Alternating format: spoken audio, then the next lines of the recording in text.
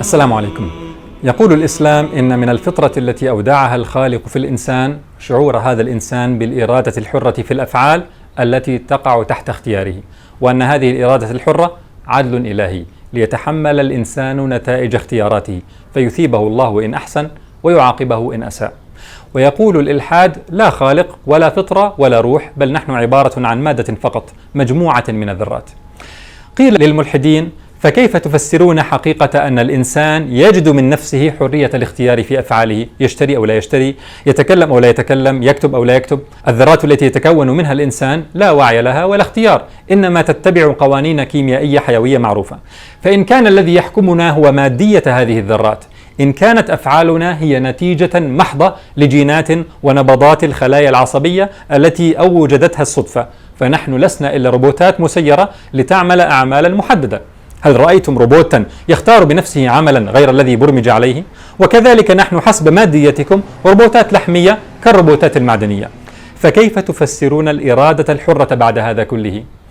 هذا من الأسئلة التي يرد عليها الملحدون بتخبط وحيرة، كما في هذا اللقاء لريتشارد دوكنز ولورنس كراوس، حيث يعترف دوكنز بأن هذا السؤال يخيفه، وأن قناعاته العقلية المادية بعدم وجود إرادة حرة تتعارض مع انطباعه الشخصي القوي بوجودها. وعلى عادة الملحدين تهربوا من المأزق بإنكار الحقائق الواضحة ومخالفة بديهيات العقل، فأنكر كثير منهم وجود الإرادة الحرة، كما أنكروا من قبل الضرورات العقلية وقيمة الأخلاق ونزعة التدين والشعور بوجود غاية للحياة. فترى دوكنز يقول في كتابه نهر من عدن: الشفرة الوراثية لا تكترث ولا تدري، إنها كذلك فقط ونحن نرقص وفق أنغامها. يعني بمعنى آخر نحن روبوتات تحكمها الجينات.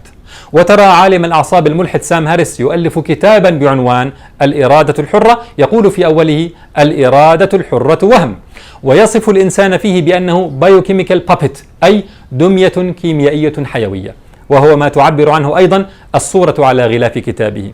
ومع ذلك يفتخر على الغلاف بأنه صاحب أحد أكثر الكتب مبيعا بعنوان نهاية الإيمان. فهذا الإنجاز العظيم الذي نشره الملحدون التنويريون إقناع أتباعهم بأنه لا إله وأنهم مجرد دمى متحركة.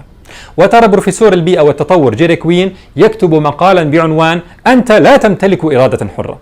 وهذه بالفعل هي الرؤية المتوافقة مع الإلحاد والمنهج المادي، أنه يجب ألا تكون هناك إرادة حرة.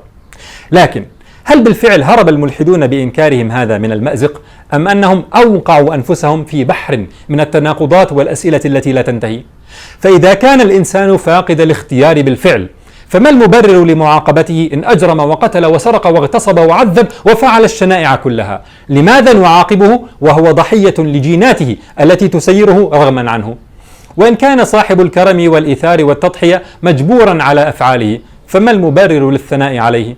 ثم أليس من الغريب أن سام هاريس الذي يصف الناس بأنهم دمى بيوكيميائية هو نفسه الذي اقترح إلقاء قنبلة نووية على المسلمين للتخلص من شرورهم؟ أليس من الغريب أيضا حرص الملحدين الشديد على إلغاء ما يسمونه وهم الإله من الوجود، مع فتور واضح عن إزالة الوهم الآخر في نظرهم، وهم حرية الإرادة البشرية، مع أن هذا الوهم يجعل الناس يعاقبون المجرمين المساكين المجبورين على إجرامهم؟ ثم إن لم تكن هناك إرادة حرة، إن كان المؤمن مجبورا على إيمانه والملحد مجبورا على إلحاده، فلماذا يتحمس الملحدون للدعوة إلى إلحادهم إن لم يكن لدى الإنسان إرادة حقيقية يستطيع أن يغير معتقده من خلالها؟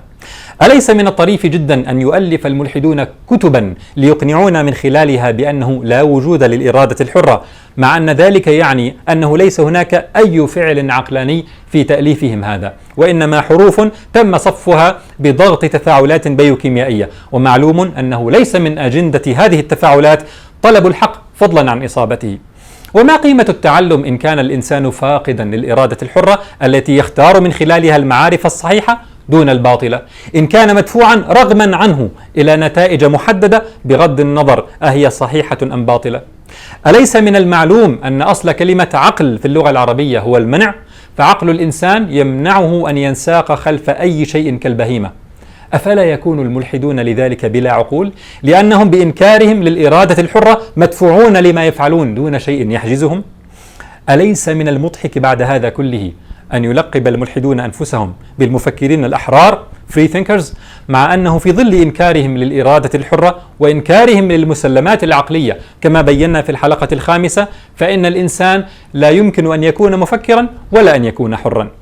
أليس من المضحك أن يتكلم الملحدون عن كرامة الإنسان مع أن إلحادهم يعني إنسانا بلا عقل، بلا أخلاق، بلا غاية، بلا إرادة حرة، إنما وسخ كيميائي تحركه الصدفة كالدمية.